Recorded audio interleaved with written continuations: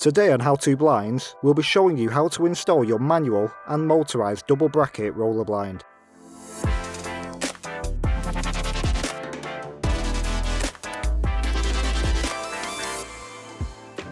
First, we'll mark out our drill holes to fit the brackets. Each bracket drill hole position must be at least 75mm from both sides of the recess.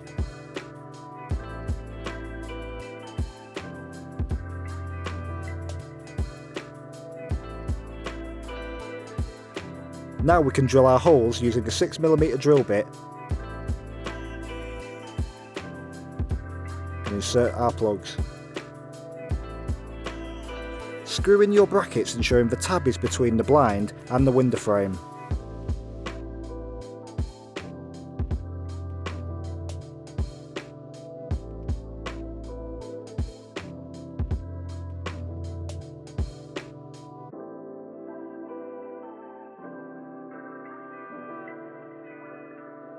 We'll just show you a reference as to where the bracket clips onto the grooves on the cassette. So we'll clip our cassette into the brackets.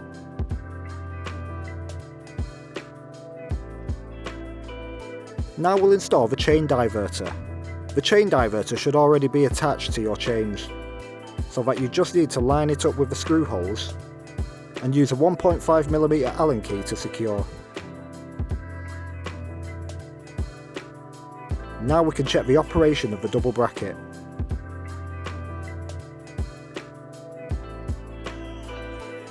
We can now move on to the motorised double bracket. Clip the cassette into the brackets the same way as previous. The limits in the blind will already be set. Due to there being two blinds, you'll now have to select the channels assigned to each blind. So if I select channel 1 and press down, the voil will move down to the lower limit. And if I select channel 2 and press down, the blockout will also move to the lower limit.